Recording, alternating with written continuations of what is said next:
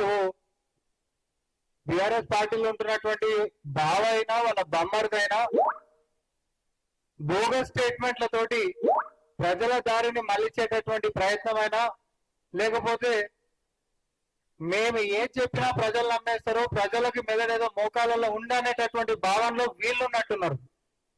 కానీ వారు తలలో ఉండాల్సినటువంటి మెదడు అరికాల్లోకి ఎప్పుడో పోయింది, అందుకనే ప్రతిపక్షంలో కూర్చోబెట్టరు. అయినా నైజం మారలేదు అనేటటువంటిది ప్రజలు చూసి నవ్వుకుంటా ఉన్నారు. పొద్దున కేటీఆర్ గారు మాట్లాడుకుంటా నీటి గురించి కూడా చెప్పిండు. ఏది నగరానికంట తాగేటటువంటి నీరాంశం ఎత్తి చాలాసేపు మాట్లాడిండు ఆయన.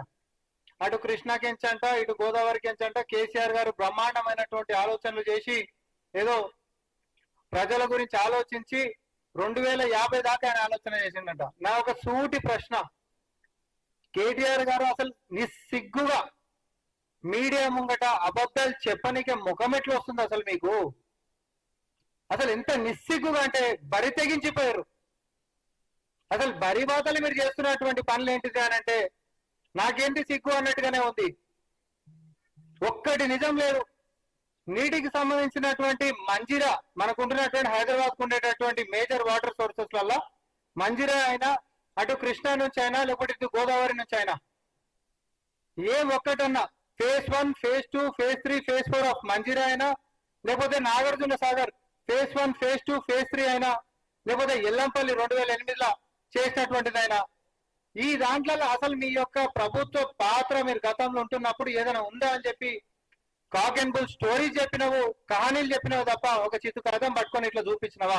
ఇక చూడరి, మేము అధికారంలోకి వచ్చినప్పటి నుంచి ఇంత శాంక్షన్ చేసినాము, పలానా కాడికించి తాగేటటువంటి నీళ్ళు నగరానికి తీసుకొని వచ్చినామని కూడా చెప్పినవా? చెప్పలే. ఎందుకు చెప్పలే అంటే మీ ముఖాలకు చేయలేదు కాబట్టి. పొద్దున్న లేస్తే బోగస్ ప్రచారాలు సోషల్ మీడియాలో అబద్ధపు ప్రచారాలకు కొనుక్కున్నటువంటి మీరు, మేము కూడా మీ సంగతి చెప్తామని తలుచుకున్నాం ఈ రోజు. అందరు దయచేసి ఇది గమనించండి.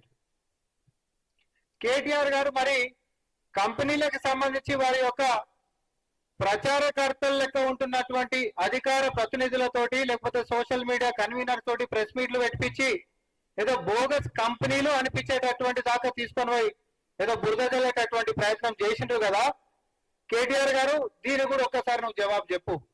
తెలంగాణ ప్రజలకు తెలవాలని దుకాణం ఏంటిదో, నువ్వు చేసినటువంటి బోగస్ ఎంఓయూలు అంటే ఏంటివో, బోగస్ కంపెనీలు అంటే ఏంటివో, బోగస్ మాటలు అంటే ఏంటివో, మీ బోగస్ గత ప్రచారాలు అంటే ఏంటివో తెలంగాణ ప్రజలు చూడాల్సిందే. దానికి మచ్చుకొక ఉదాహరణ తీసుకొని వచ్చిన తోగుట పోతే వెళ్తూనే ఉన్నాయి ఇక మీ కథ. ఇది 1200 కోట్ల పెట్టుబడి అని చెప్పి వాళ్ళ పత్రిక అయినటువంటి నమస్తే తెలంగాణలో జూన్ 10, 2022 రోజు వచ్చినటువంటి న్యూస్.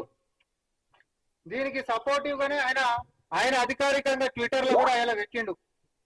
ఏది ఎంఓయూలు చేసుకున్నటువంటి 3 కంపెనీలకు సంబంధించినటువంటిది కూడా ఈ తారీఖు కూడా హైలైట్ చేయడం. ఇవందరితోటి ఎంఓయూలు అయినాయి. బ్రహ్మాండంగా పెట్టుబడులు ఎంత వస్తున్నాయి? భూవి బయోకెమికల్స్ 1040 కోట్ల రూపాయలు, ఇది 2000 మందికి ఉపాధి కలిగిస్తుందని చెప్పి చెప్పిండు. తర్వాత దాత్రి బయోసిలికేట్స్ 160 కోట్ల పెట్టుబడితోటి 250 మందికి ఉపాధి కల్పిస్తుందని చెప్పి ఎంఓయూలు మార్చుకున్నట్టుగా ఈ పత్రికలో జూన్ 10, 2022 రోజు వచ్చింది. ఇప్పుడు దీని బ్యాక్గ్రౌండ్ పోదాం. వీళ్ళు ఏదో కొత్తగా వచ్చిన కంపెనీలతోటి ఎట్లా చేసుకుంటారు, ఇవన్నీ కొత్త కంపెనీలు, ఎక్స్పీరియన్స్ లేవని మీరు మాట్లాడుతున్నప్పుడు అసలు కంపెనీలు పుట్టకంటే ముంగటనే ఎంఓయూలు చేసుకొని బోగస్ మాటలు చెప్పి బోగస్ ప్రచారాలు చేసుకున్నటువంటి నీ వాస్తవ దుకాణం కూడా తెలంగాణ ప్రజలు చూడాల్సిందే కదా. ఇందులో మెన్షన్ చేసినటువంటి భూమి బయోకెమికల్స్ ఏదైతే 1040 కోట్ల పెట్టుబడి పెడుతుందని చెప్పిరో ఇది ఏ రోజు వచ్చిందన్న పేపర్లో? జూన్ 10. నేను కూడా అవే పేపర్లు తీసుకొని వచ్చిన. Government of India, ministry of corporate affairs, certificate of incorporation, ఏవి భూమి బయోకెమికల్స్ ప్రైవేట్ లిమిటెడ్. ఇది ఏ రోజు వచ్చింది? 14th day of July 2022. June 10 తారీఖు రోజు పత్రికలలో ఎంఓయూలు మార్చుకున్నాము, 1040 కోట్ల పెట్టుబడి తీసుకొని వచ్చినాము, 2000 మందికి ఉపాధి కలిగిస్తున్నాం అని చెప్పినటువంటి కేటీఆర్ గారి ప్రచారాలు ఆ రోజు కంపెనీ పుట్టనే పుట్టలే. ఇది రిజిస్టర్ అయింది, ఇన్కార్పొరేట్ అయ్యిందే ఏ రోజు 14 జూలైలో, 10 జూన్ రోజే ఇలా ఎంఓయూలు ఎక్స్చేంజ్ చేసిండ్రు. దాని తర్వాత ఇదే దాంట్లో మెన్షన్ చేసినటువంటి ఇంకొకటి దాత్రి బయోసిలికేట్స్ ప్రైవేట్ లిమిటెడ్, ఇదే రోజు అయిందండి. సేమ్ అదే పేపర్లు ఇచ్చారు కదా. ఇంకొకటి కూడా 2 కంపెనీలు కలిసి 2250 మందికి కొలువులు ఇవ్వబోతున్నాయి. వరదలకు వచ్చేస్తున్నాయి పైసలు, ఏం చేసుకోవాలని తెలుస్తలేదు. కాబట్టి పిల్లలకి కొలువుల కోసం మలుపుతున్నాం అని చెప్పి పెద్ద పెద్ద అక్షరాలతో రాపించుకొని సోషల్ మీడియాలో ఊదరగొట్టేటటువంటి ప్రచారాలు చేస్తున్నటువంటి మీరు, దాంట్లో ఇంకో కంపెనీ అయినటువంటి దాత్రి బయోసిలికేట్స్ ప్రైవేట్ లిమిటెడ్, ఇది ఏ రోజు ఇన్కార్పొరేట్ అయింది, ఏ రోజు అయిందంటే 19th day of July 2022. June 10 రోజు మీరు చెప్పినటువంటి కంపెనీల పేర్లు, వాళ్ళ పెట్టుబడుల గురించి మీరు ఎంఓయూలు మార్చుకున్నట్టుగా సర్వసభ్య సమాజానికి మీడియా ముఖంగా తెలియజేసిండ్రు. ఆ రోజుకి మీరు మెన్షన్ చేసినటువంటి కంపెనీలు పుట్టనే పుట్టలేదు.